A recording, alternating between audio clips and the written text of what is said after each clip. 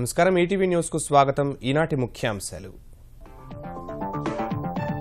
మద్యం దుకాణాల ఏర్పాటులో ప్రజా వ్యతిరేకతపై ఏపీ కేబినెట్ చర్చ మహిళల మనోభావాలు అర్థం చేసుకున్నట్లు వెల్లడి సమస్యలు పరిష్కరిస్తామని హామీ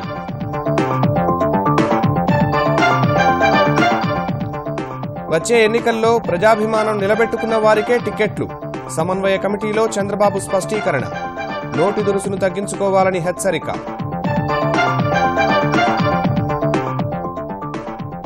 జీఎస్టీపై ప్రజలు వ్యాపారుల్లో అవగాహన పెంచాలన్న కేసీఆర్ ప్రత్యేక కార్యక్రమాలు చేపట్టాలని వాణిజ్య పన్నుల శాఖ అధికారులకు ఆదేశాలు ఐఐఎం నవోదయ విద్యాలయాల ఏర్పాటుపై కేంద్రానికి తెలంగాణ సర్కార్ విజ్ఞప్తి ఉక్కు పరిశ్రమ ఏర్పాటుపై త్వరగా తేల్చాలని కోరిన కేటీఆర్ వేర్వేరు శాఖల్లో 1228 పోస్టుల భర్తీకి తెలంగాణ సర్కార్ అనుమతి 753 వ్యవసాయ విస్తరణ అధికారుల నియామకాలకు ఆర్థిక శాఖ ఆమోదం డ్రగ్ మాఫియా పీచమణిచేందుకు సిద్ధమైన తెలంగాణ సర్కార్ చీకటి దందా అంతు చూసేందుకు ప్రత్యేక దర్యాప్తు బృందం ఏర్పాటు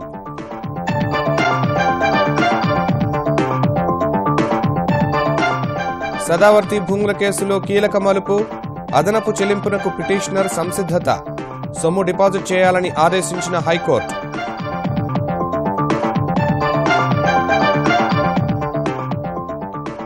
నగదు రహిత ఆర్థిక వ్యవస్థ దిశగా భారత్ పరుగులు 2016-17 ఆర్థిక సంవత్సరంలో డిజిటల్ లావాదేవీలు 55% పెరిగినట్టు నీతి ఆయోగ్ వెల్లడి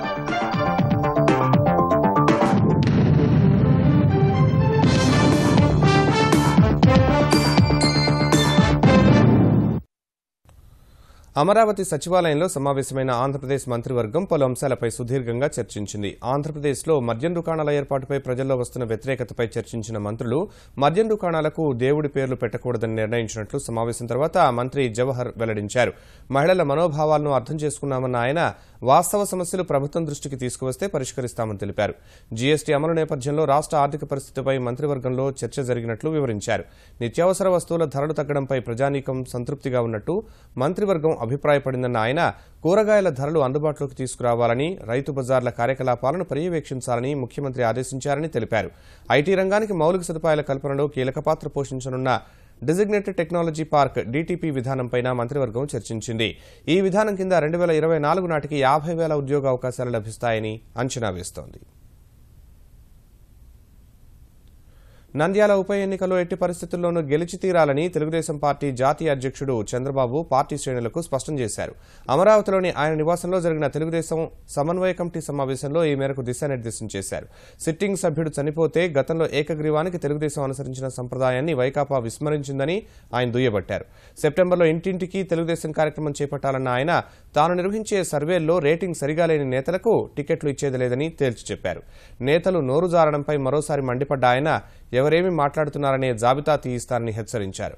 జూలై 10వ తేదీ నుంచి 35,000 మంది పార్టీ శ్రేణులకు ఆంధ్రప్రదేశ్లోని 4 ప్రాంతాల్లో శిక్షణా తరగతులు నిర్వహించాలని సమావేశంలో నిర్ణయించినట్టు భేటీ తర్వాత తెలుగుదేశం ఆంధ్రప్రదేశ్ శాఖ అధ్యక్షుడు కళా వెంకట్రావు చెప్పారు. నంద్యాల ఉప ఎన్నికలో అన్ని రాజకీయ పార్టీలు సాంప్రదాయాన్ని పాటించుంటే బాగుండేది. వైఎస్ రాజశేఖర రెడ్డి గారు చనిపోయేటప్పుడు మరి అన్ని పార్టీలు కూడా విడిచిపెట్టాయి.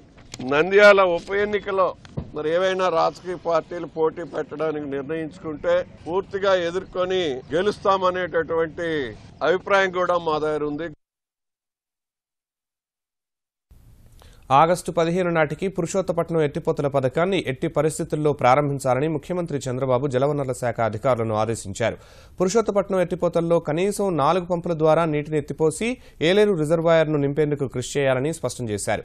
పోలవరం, పురుషోత్తపట్నం సహా రాష్ట్రంలోని ఇతర సాగునీటి ప్రాజెక్టుల పనులపై సమీక్షించిన చంద్రబాబు ఈ నెల 3వ సోమవారం పురుషోత్తపట్నం పనులను ప్రత్యక్షంగా పరిశీలిస్తానని చెప్పారు. ఈ సమావేశంలో వర్షాలు ఎక్కువగా కురిసినందున గోదావరికి ఇన్ఫ్లో పెరిగి పనులకు కొంత ఆటంకం కలిగినట్టు అధికారులు ముఖ్యమంత్రికి వివరించారు. గత వారంలో spill channel, left flank, approach channel, pilot channel కు సంబంధించి 3.23 లక్షల క్యూబిక్ మీటర్ల మట్టి తవ్వకం పని పూర్తి చేసినట్టు వివరించారు. వస్తు సేవల పన్ను జీఎస్టీపై ప్రజలు వ్యాపారులకు పూర్తి స్థాయిలో అవగాహన కల్పించేందుకు అన్ని ప్రాంతాల్లో సదస్సులు నిర్వహించాలని ముఖ్యమంత్రి కేసీఆర్ ఆదేశించారు. జీఎస్టీ అమలు ప్రభావంపై ప్రజాప్రతినిధులు, ఉన్నతాధికారులతో ప్రగతి భవన్లో సమీక్షించిన కేసీఆర్ స్థానిక వ్యాపారులు, వర్తకులు, ప్రజల నుంచి వచ్చే సందేహాలు నివృత్తి చేసేందుకు తెలంగాణలో వాణిజ్య పన్నుల శాఖకు సంబంధించి ఉన్న 91 సర్కిళ్లలో సదస్సులు నిర్వహించాలని సూచించారు. కొత్త విధానంలో 20 లక్షల రూపాయలలోపు వ్యాపారం చేసేవారు ఎలాంటి పన్ను కట్టాల్సిన అవసరం లేదన్నారు. చిన్న వ్యాపారులకు జీఎస్టీ ఎలాంటి ప్రయోజనాలు అందిస్తుందనే అంశాన్ని వాణిజ్య పన్నుల శాఖ అధికారులు విడమర్చి చెప్పాలన్న కేసీఆర్, పెట్రోలియం, ఎక్సైజ్ పన్నులు వదిలేసినందున జీఎస్టీతో తెలంగాణ ఆదాయంపై పెద్ద ప్రభావం పడబోదన్నారు. కేంద్రానికి ఆదాయం పెరిగితే తెలంగాణకు కేటాయింపులు కూడా పెరుగుతాయన్న సీఎం, మరో 5-6 నెలల్లో ఈ అంశంపై పూర్తి స్పష్టత వస్తుందన్నారు. ఇదే సమయంలో వస్త్రాలు, గ్రానైట్, బీడీ పరిశ్రమలు, సాగు, తాగునీటి పథకాలు, 2 పడక గదుల ఇళ్ల నిర్మాణాలు జీఎస్టీ నుంచి మినహాయించాలన్న తమ విజ్ఞప్తిని పరిగణలోకి తీసుకుంటామని కేంద్రం హామీ ఇచ్చినట్టు తనను కలిసిన వస్త్ర వ్యాపారులతో కేసీఆర్ చెప్పారు. ఈ అంశంపై మరోసారి ప్రధాని నరేంద్ర మోదీతో చర్చిస్తానని హామీ ఇచ్చారు. ముఖ్యమంత్రి కేసీఆర్ గవర్నర్ నరసింహన్తో సమావేశమయ్యారు. ఈ సాయంత్రం రాజ్భవన్కు వెళ్లిన సీఎం 2.5 గంటలకు పైగా ఆయనతో భేటీ అయ్యారు. వస్తు సేవల పన్ను జీఎస్టీ అంశం, తెలంగాణపై దాని ప్రభావం విషయమై ఇరువురు చర్చించినట్లు సమాచారం. రాష్ట్రంపై పడే ప్రభావాన్ని కేంద్రం దృష్టికి తీసుకెళ్లిన అంశాలను ముఖ్యమంత్రి వివరించినట్లు తెలిసింది. ఈ నెల 12వ తేదీ నుంచి 3వ విడత హరితహారం కార్యక్రమాన్ని ప్రారంభించనున్న నేపథ్యంలో దానికి సంబంధించి కూడా కేసీఆర్ గవర్నర్కు వివరించినట్లు సమాచారం. మొక్కలు నాటే కార్యక్రమంలో పాల్గొనాలని కోరినట్లు తెలిసింది. ఇటీవలి ఢిల్లీ పర్యటన, రాష్ట్రపతి ఎన్నికలు తదితర అంశాలు కూడా ప్రస్తావనకు వచ్చినట్లు సమాచారం. హైదరాబాద్లో ఇండియన్ ఇన్స్టిట్యూట్ ఆఫ్ మేనేజ్మెంట్ ఐఐఎంకు అన్ని సౌకర్యాలు ఉన్నందున తక్షణం ఏర్పాటు నిర్ణయం తీసుకోవాలని తెలంగాణ ప్రభుత్వం కేంద్రాన్ని కోరింది. ఈ మేరకు తెలంగాణ మంత్రులు కేంద్ర మంత్రి జవడేకర్ను కలిసి వరంగల్లో ఎన్సీఈఆర్టీని కూడా నెలకొల్పాలని విజ్ఞప్తి చేశారు. కొత్త జిల్లాల్లో కేంద్రీయ విద్యాలయాలు ఏర్పాటు కూడా నివేదించారు. బయ్యారంలో ఉక్కు పరిశ్రమ ఏర్పాటు అంశాన్ని త్వరగా తేల్చాలని ఆ శాఖ మంత్రిని కేటీఆర్ కోరారు. తెలంగాణకు కేంద్ర ప్రభుత్వం మంజూరు చేయాల్సిన సంస్థలు సహా సమస్యల పరిష్కారం కోసం ఐటీ, పరిశ్రమలు, పురపాలక శాఖ మంత్రి కేటీఆర్ పలువురు కేంద్ర మంత్రులతో సమావేశమై చర్చించారు. మొదట ఉప ముఖ్యమంత్రి కడియం శ్రీహరితో కలిసి మానవ వనరుల అభివృద్ది మంత్రి ప్రకాష్ జవడేకర్తో సమావేశమైన కేటీఆర్ హైదరాబాద్లో ఐఐఎం ఏర్పాటుతో పాటు పలు విజ్ఞాపనలను అందించారు. కస్తూర్బా మహిళా విద్యాలయాల్లో కేంద్ర సాయాన్ని ఇంటర్ వరకు పొడిగించాలని విజ్ఞప్తి చేశారు. హైదరాబాద్ కేంద్రంలో అనేక యూనివర్సిటీలు ఉన్నాయి, ఫ్యాకల్టీ ఉంది, ఇన్ఫ్రాస్ట్రక్చర్ ఉంది. ఇతర పట్టణాలతో పోల్చుకుంటే హైదరాబాద్ అనువైన ప్రదేశము ఐఐఎం నెలకొల్పడానికి. కాబట్టి ఏమాత్రం ఆలస్యం చేయకుండా ఐఐఎంను మంజూరు చేయాలని కోరాం. వరంగల్ కేంద్రంగా కొత్త రీజనల్ ఇన్స్టిట్యూట్ ఆఫ్ ఎడ్యుకేషన్ ను ప్రారంభించాలని అడిగాం. నూతనంగా ఏర్పడిన 14 జిల్లాలలో కేంద్రీయ విద్యాలయాలు మంజూరు చేయాలి అని కోరడం జరిగింది. జవహర్ నవోదయ విద్యాలయాలు కూడా ఏర్పాటు చేయాలని చెప్పాను. మీరు అడిగిన ఇన్స్టిట్యూషన్ ఎస్టాబ్లిష్మెంట్ కొరకు కూడా తప్పకుండా నేను ప్రయత్నం చేస్తానని చెప్పి వారు మాకు హామీ ఇవ్వడం జరిగింది. ఉక్కు శాఖ మంత్రి చౌదరి బీరేంద్ర సింగ్ తో సమావేశమైన కేటీఆర్ బయ్యారంలో ఉక్కు పరిశ్రమ ఏర్పాటు చేయాలని మరోసారి విజ్ఞప్తి చేశారు. ఒక్క బయ్యారం కాకపోతే ఛత్తీస్గఢ్ లో బైలడిల్లా ప్రాంతాన్ని కలుపుకొని పరిశ్రమ ఏర్పాటు చేయాలని కోరారు. ఈ అంశంపై టాస్క్ ఫోర్స్ నివేదికను పరిశీలించిన తర్వాత హైదరాబాద్ లో సమావేశమై తుది నిర్ణయం తీసుకుంటామని కేంద్ర మంత్రి హామీ ఇచ్చారు. ఆంధ్రప్రదేశ్ పునర్విభజన చట్టంలో ఏదైతే స్టీల్ ప్లాంట్ ఏర్పాటు చేస్తామని బయ్యారంలో చెప్పారో ఆ విషయంలో ఇంకా ప్రోగ్రెస్ కనబడడం లేదు. త్వరితగతిన దీన్ని పూర్తి చేయండి, అక్కడ వేలాదిగా ఉపాధి అవకాశాలు వచ్చే అవకాశం ఉంది అని విజ్ఞప్తి చేయడం జరిగింది. We have both decided that a meeting would be convened of the task force which would be attended by our senior minister of our cabinet, Venkaiah Naidu ji, and also 2 representatives from each state. This would be in a way final assessment of the possibility to have plant. I hope that in that meeting, which would be going to at Hyderabad, would come out with certain positive results. కేంద్ర కార్మిక మంత్రి దత్తాత్రేయతో సమావేశమైన కేటీఆర్ హైదరాబాద్ లో 2 పడక గదుల ఇళ్ల నిర్మాణం సహా తెలంగాణలో ఖాయిలా పడిన పరిశ్రమల పునరుద్ధరణ, కార్మిక శాఖ తరపున ఈఎస్ఐ ఆసుపత్రుల ఏర్పాటుపై చర్చించారు. రైల్వే శాఖకు చెందిన భూమిని ఇప్పిస్తే ఇళ్ల నిర్మాణం వేగవంతం చేస్తామని కేటీఆర్ చెప్పారు. అన్ని ప్రాజెక్టులకు రాష్ట్ర ప్రభుత్వం భూములు కేటాయిస్తే కేంద్రం నుంచి పూర్తి సహకారం అందిస్తామని దత్తాత్రేయ కేటీఆర్ కు సూచించారు.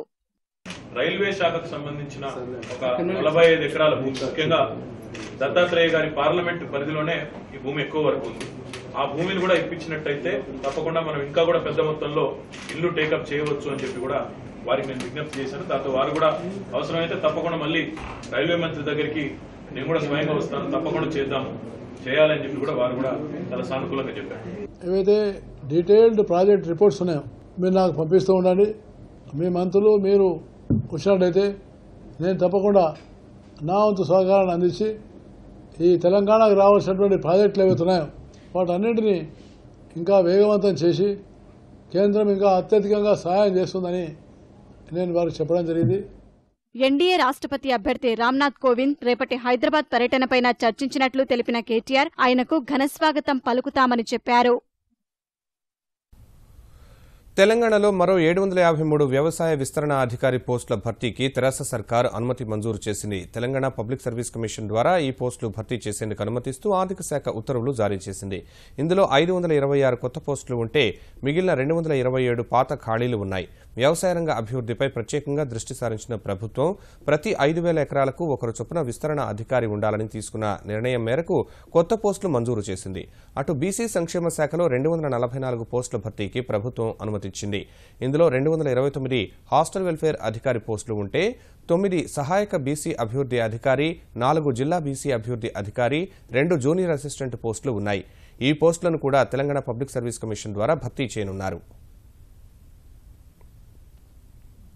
వ్యవస్థలో మార్పు తెచ్చేందుకు ధైర్యం అవసరమని ప్రధాని నరేంద్ర మోదీ ఉద్ఘాటించారు. మార్పును ఒప్పుకోలేని మనస్తత్వాన్ని దరిచేరనీయకుండా దేశ పరిపాలనా వ్యవస్థను నవభారతం అనే శక్తితో నింపాలని 2015 బ్యాచ్ ఐఏఎస్ అధికారులకు ఢిల్లీలో ఉద్బోధించారు. భారతదేశం చెందాల్సినంత స్థాయిలో అభివృద్ది సాధించలేదని మోదీ అన్నారు. భారత్ తర్వాత స్వాతంత్ర్యం పొందిన కొన్ని దేశాలు వనరుల పరంగా ఉన్న పరిమితుల్ని సైతం అధిగమించి అభివృద్దిలో నూతన శిఖరాల్ని తాకాయని ప్రధాని వివరించారు. విధి నిర్వహణలో బృంద స్ఫూర్తితో పనిచేయాల్సిన అవసరాన్ని గుర్తు చేశారు. యూపీఎస్సీ ఫలితం వెలువడే ముందు వరకు తమ జీవితాలు సాగిన తీరును, ఎదుర్కొన్న సవాళ్లను గుర్తు చేసుకుని వ్యవస్థ సహా సామాన్య ప్రజల జీవితాల్లో సకారాత్మక మార్పు తెచ్చేందుకు ప్రయత్నించాలని యువ ఐఏఎస్ అధికారులకు మోదీ దిశానిర్దేశం చేశారు. వచ్చే 3 నెలలు సహాయ కార్యదర్శులుగా పనిచేసే సమయంలో కేంద్రంలోని సీనియర్ అధికారులతో స్వేచ్ఛగా మాట్లాడాలని, తద్వారా సీనియర్ల అనుభవం నుంచి ఎన్నో అంశాలు నేర్చుకోవచ్చని ప్రధాని సూచించారు. ఉత్తేజపూర్వక ప్రసంగాలు, విలక్షణత ఆలోచనలతో లక్షల మంది యువతను ఆకట్టుకునే ప్రధాని నరేంద్ర మోదీ వారి కోసం మరో బృహత్ కార్యక్రమానికి సిద్దమవుతున్నారు. ఈసారి ప్రత్యేకంగా ఓ పుస్తకాన్ని రాయనున్నారు. పరీక్షల సమయంలో విద్యార్థులపై ఒత్తిడి, ఏకాగ్రత సాధన, పరీక్షల అనంతరం చేయాల్సిన కార్యక్రమాలను ప్రస్తావిస్తూ పుస్తకాన్ని లిఖించనున్నారు. పెంగ్విన్ ర్యాండమ్ హౌస్ ద్వారా ఈ పుస్తకం పలు భారతీయ భాషల్లోకి అనువదించే ఈ పుస్తకాన్ని ఈ ఏడాది చివరి నాటికి అందుబాటులోకి రానుంది. 10-12 తరగతుల విద్యార్థులకు ఇది ఎంతో ఉపయోగపడుతుందని పుస్తకాన్ని విడుదల చేయనున్న పెంగ్విన్ ర్యాండమ్ హౌస్ తెలిపింది. ఇప్పటికే మనసులో మాట రేడియో కార్యక్రమం ద్వారా కోట్లాది మందికి దగ్గరైన మోదీ ఇప్పుడు ఈ పుస్తకంతో యువత, విద్యార్థులకు మంచి మిత్రుడవ్వాలనుకుంటున్నారని ప్రచురణకర్తలు తెలిపారు. ఈ ఆలోచన కూడా ప్రధానికే వచ్చినట్టు వివరించారు. రాజకీయ స్వాతంత్ర్యం, ఆర్థిక అభివృద్ది, సామాజిక న్యాయం ఎజెండాగా ముందుకు సాగుతున్నామని విపక్షాల రాష్ట్రపతి అభ్యర్థి మీరా కుమార్ అన్నారు. రాష్ట్రపతి ఎన్నికల్లో భాగంగా వివిధ పార్టీల మద్దతు కూడగట్టేందుకు హైదరాబాద్ వచ్చిన ఆమెకు శంషాబాద్ విమానాశ్రయంలో తెలంగాణ కాంగ్రెస్ నేతలు ఘనస్వాగతం పలికారు. అనంతరం గాంధీభవన్ చేరుకున్న మీరా కుమార్ కాంగ్రెస్ పార్టీ ఎమ్మెల్యేలు, ఎంపీలు, సీనియర్ నేతలతో భేటీ అయ్యారు. 17 విపక్ష పార్టీలు తనను రాష్ట్రపతి అభ్యర్థిగా ఎన్నుకోవడం సంతోషంగా ఉందన్న ఆమె ప్రస్తుత పరిస్థితులు చూస్తుంటే దేశంలో విలువలు, నైతికత, సిద్ధాంతాలు ప్రమాదంలోకి వెళ్లనున్నాయని ఆందోళన వ్యక్తం చేశారు. తాము సిద్ధాంతాల కోసం పనిచేస్తున్నామని, భావ స్వేచ్ఛ కోసం పోరాడుతున్నామని వివరించారు. ప్రస్తుత రాష్ట్రపతి ఎన్నిక చారిత్రక సందర్భమని, అంతరాత్మ ప్రబోధం మేరకు ఓటు వేయాలని కోరారు. Social justice means for the poor, for the Dalits, for the tribals, for the backwards, for the members of the minority, for all those who are humble and weak and feeble, cutting across all castes and creed. We have been working tirelessly for their dignity, for their right, and for their welfare. This is what the ideology is, and I have made this ideology, this value system, plank of my campaign and my contest. హైదరాబాద్లో మత్తుమందుల ముఠాల వ్యవహారాలపై ఇద్దరు అధికారులతో ప్రత్యేక దర్యాప్తు బృందాన్ని ఏర్పాటు చేసినట్లు తెలంగాణ అబ్కారీ శాఖ enforcement directorate Akun Sabharwal చెప్పారు. డ్రగ్స్ ముఠాలోని 3 సభ్యులను నిన్న అరెస్టు చేశామని, మిగతా 2 కోసం గాలింపు కొనసాగిస్తున్నట్లు వివరించిన ఆయన ప్రభుత్వ ప్రధాన కార్యదర్శి ఎస్పీ సింగ్ ను కలిసి ఈ కేసు విషయాలను వివరించారు. నిందితుల ప్రాథమిక విచారణలో వెల్లడైన అంశాలను దృష్టిలో పెట్టుకుని లోతైన దర్యాప్తు కోసం సిట్ అవసరమని సీఎస్ కు తెలియజేసినట్లు సమాచారం. నిందితుల నుంచి స్వాధీనం చేసుకున్న సెల్ ఫోన్లు, ఇతర ఎలక్ట్రానిక్ పరికరాలను అధ్యయనం చేస్తున్నట్లు వివరించిన అకున్ సబర్వాల్ కాల్ డేటా తెప్పించి ఎవరెవరితో వీరికి సంబంధాలున్నాయో తెలుసుకునే ప్రయత్నాలు మొదలైనట్లు పేర్కొన్నారు. ఈ ఇన్వెస్టిగేషన్ ఒక సెపరేట్ టీమ్ కి హ్యాండ్ ఓవర్ చేయడం జరిగింది. ఆ టీం భాగంగా ఈఎస్ సూర్యాపేట్ సీలం శ్రీనివాసరావు, అదే ప్రకారం ఇన్స్పెక్టర్ హైదరాబాద్ ఎన్ఫోర్స్మెంట్ శ్రీనివాసరావు, ఈ 2 మెంబర్స్కి ఒక టీమ్ ఫామ్ చేసి ఇన్వెస్టిగేషన్ వాళ్ళకి హ్యాండ్ ఓవర్ చేయడం జరుగుతోంది. ఒక్కసారి ఎస్ఐటి ఫామ్ అయిన తర్వాత ఆల్రెడీ ఫోన్స్కి కూడా అనాలిసిస్ కోసం పంపడం జరిగినాయి. సదావర్తి భూముల వ్యవహారంలో కీలక పరిణామం చోటు చేసుకుంది. గతంలో అడ్వకేట్ జనరల్ సూచించిన విధంగా అదనంగా 5 కోట్ల రూపాయలు చెల్లించి భూములు కొనుగోలు చేసేందుకు ఓ వ్యక్తి సిద్ధంగా ఉన్నట్టు మంగళగిరి ఎమ్మెల్యే ఆళ్ల రామకృష్ణారెడ్డి హైకోర్టుకు తెలిపారు. గుంటూరు జిల్లా సదావర్తి దేవాలయానికి చెన్నై శివార్లో ఉన్న 471 ఎకరాల్లో కబ్జాకు గురికాగా మిగిలిన 83 ఎకరాలను ఏపీ సర్కార్ గత ఏడాది మార్చిలో వేలం వేసి 22 కోట్ల 44 లక్షలకు విక్రయించింది. ప్రభుత్వం నామమాత్రపు ధరకు భూములు కట్టబెట్టిందని, వేలం రద్దు చేయాలని రామకృష్ణారెడ్డి హైకోర్టును ఆశ్రయించారు. ఈ పిటిషన్పై జరిగిన విచారణలో వేలం ప్రక్రియలో ఎలాంటి అక్రమాలు జరగలేదని వాదించిన ప్రభుత్వం, వేలంలో వచ్చిన సొమ్ము కంటే కనీసం 5 కోట్ల రూపాయలు అదనంగా చెల్లించినా పిటిషనర్కే భూములిస్తామని ప్రతిపాదించింది. అదనపు చెల్లింపుపై అభిప్రాయం చెప్పాలన్న సూచన మేరకు ఓ వ్యక్తి సిద్ధంగా ఉన్నారని రామకృష్ణారెడ్డి ఇవాళ హైకోర్టుకు నివేదించారు. ఈ మేరకు 2 వారాల్లో 10 కోట్లు, మరో 2 వారాల్లో మిగిలిన 17 కోట్ల 44 లక్షలు చెల్లించాలని రామకృష్ణారెడ్డిని ఆదేశించిన కోర్టు తదుపరి విచారణ 2 వారాలకు వాయిదా వేసింది. ఆదాయానికి మించి ఆస్తులు కూడబెట్టారన్న అభియోగంపై విచారించేందుకు ఆంధ్రప్రదేశ్ ప్రజారోగ్యం విభాగం ఇంజనీరింగ్ చీఫ్ పాము పాండురంగారావును ఏసీబీ కస్టడీకి తీసుకుంది. పాము పాండురంగారావు సహా ఆయన కుటుంబ సభ్యులకు సంబంధించి పలు ఆస్తులు, బ్యాంకు లాకర్ల వివరాలను తెలియజేయని కారణంగా ఈ విషయాలు రాబట్టేందుకు ఆయన్ను విచారించాల్సి ఉందని న్యాయస్థానాన్ని ఏసీబీ అధికారులు కోరారు.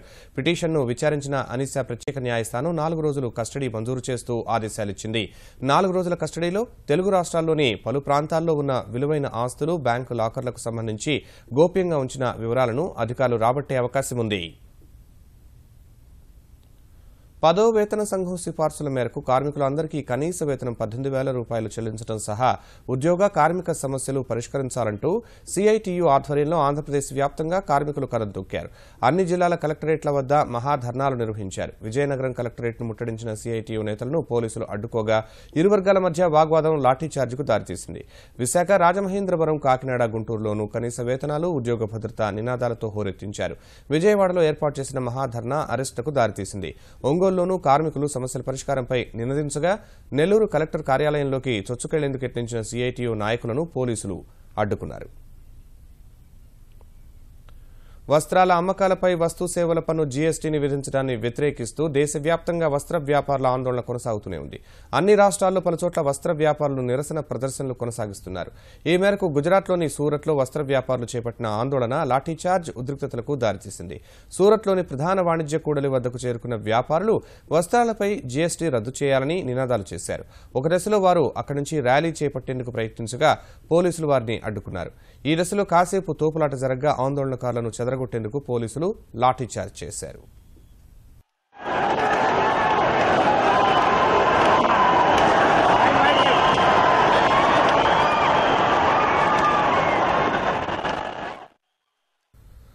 తమిళనాడులో సినిమా టికెట్లపై రాష్ట్ర ప్రభుత్వం 30% వినోద పన్ను విధించడాన్ని నిరసిస్తూ థియేటర్ల యాజమాన్యాలు నిరవధిక బంద్ చేపట్టాయి. బంద్ తొలి రోజున తమిళనాడులోని దాదాపు 1000 సినిమా హాళ్లు మూతపడ్డాయి.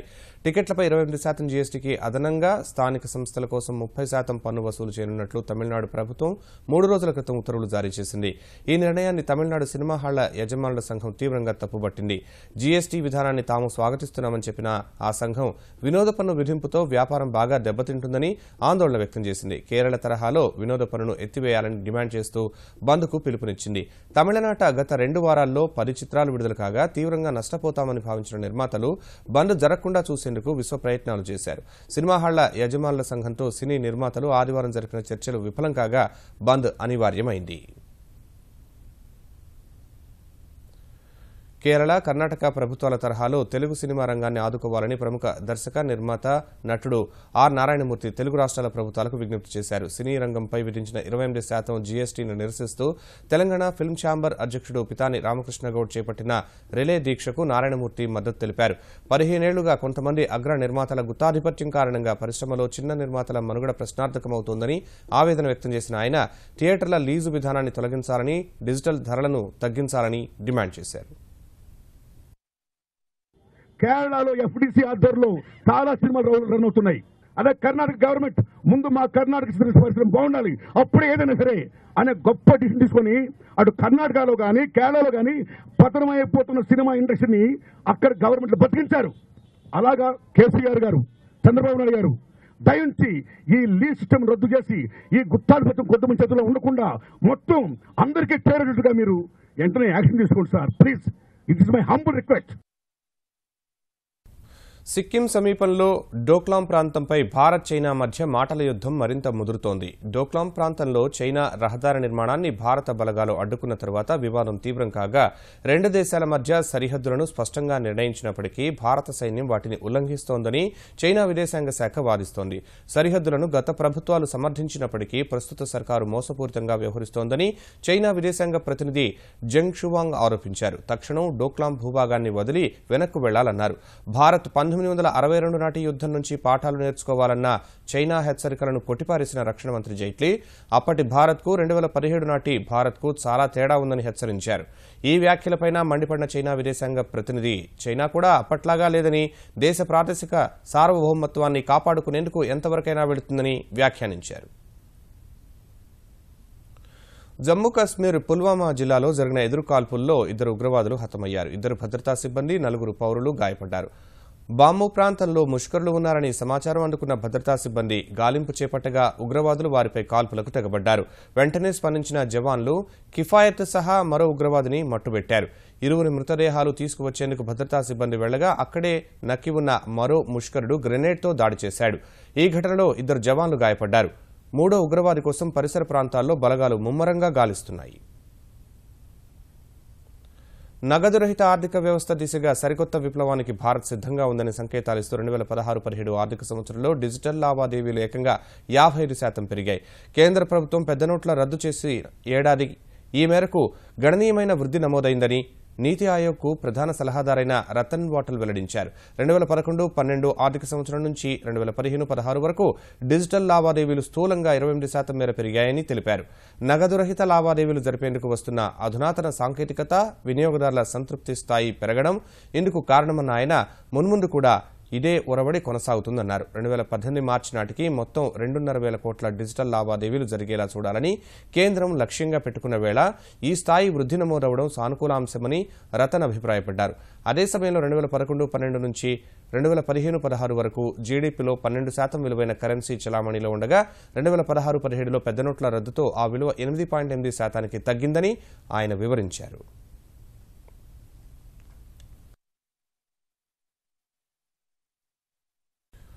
వస్తు సేవల పన్ను విధానం అమల్లోకి వచ్చిన తర్వాత మొదటి సెషన్లో స్టాక్ మార్కెట్లు లాభాల్లో దూసుకెళ్లాయి. క్రితం 2 సెషన్లలో 87 పాయింట్లు పెరిగిన సెన్సెక్స్ ఇవాళ మరో 300 పాయింట్లు లాభపడింది. ఉదయం 31,156 వద్ద ప్రారంభమైన సెన్సెక్స్ మేలో 8 కీలక రంగాల వృద్ధి నెమ్మదించిన వేళ స్వల్ప అమ్మకాల ఒత్తిడికి గురై 31,017 పాయింట్ల కనిష్ట స్థాయికి పతనమైంది. జీఎస్టీ అమలు ఇచ్చిన ఉత్సాహం సహా ఆసియా విపణుల నుంచి వెలువడ్డ సానుకూల సంకేతాల మధ్య మదుపర్లు కొనుగోళ్లకు దిగగా లాభాల్లోకి వెళ్లిన సెన్సెక్స్ ఒక దశలో 31,258 పాయింట్ల గరిష్ట స్థాయిని తాకింది. చివరకు 31,222 వద్ద ముగిసింది. జాతీయ స్టాక్ ఎక్స్చేంజ్ సూచీ నిఫ్టీ దాదాపు 80 పాయింట్ల లాభంతో 9,600 వద్ద స్థిరపడింది. ముఖ్యాంశాలు మరోసారి. మద్యం దుకాణాల ఏర్పాటులో ప్రజా వ్యతిరేకతపై ఏపీ కేబినెట్ చర్చ. మహిళల మనోభావాలు అర్థం చేసుకున్నట్లు వెల్లడి, సమస్యలు పరిష్కరిస్తామని హామీ. వచ్చే ఎన్నికల్లో ప్రజాభిమానం నిలబెట్టుకున్న వారికే టికెట్లు. సమన్వయ కమిటీలో చంద్రబాబు స్పష్టీకరణ. నోటి దురుసును తగ్గించుకోవాలని హెచ్చరిక. జీఎస్టీపై ప్రజలు, వ్యాపారుల్లో అవగాహన పెంచాలన్న కేసీఆర్. ప్రత్యేక కార్యక్రమాలు చేపట్టాలని వాణిజ్య పన్నుల శాఖ అధికారులకు ఆదేశాలు. ఐఐఎం నవోదయ విద్యాలయాల ఏర్పాటుపై కేంద్రానికి తెలంగాణ సర్కార్ విజ్ఞప్తి. ఉక్కు పరిశ్రమ ఏర్పాటుపై త్వరగా తేల్చాలని కోరిన కేటీఆర్. వేర్వేరు శాఖల్లో 1228 పోస్టుల భర్తీకి తెలంగాణ సర్కార్ అనుమతి. 753 వ్యవసాయ విస్తరణ అధికారుల నియామకాలకు ఆర్థిక శాఖ ఆమోదం. డ్రగ్ మాఫియా పీచమణిచేందుకు సిద్దమైన తెలంగాణ సర్కార్. చీకటి దందా అంతు చూసేందుకు ప్రత్యేక దర్యాప్తు బృందం ఏర్పాటు.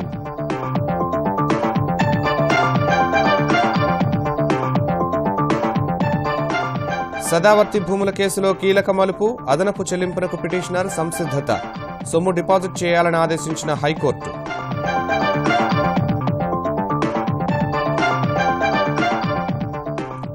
నగదు రహిత ఆర్థిక వ్యవస్థ దిశగా భారత్ పరుగులు. 2016-17 ఆర్థిక సంవత్సరంలో డిజిటల్ లావాదేవీలు 55% పెరిగినట్టు నీతి ఆయోగ్ వెల్లడి.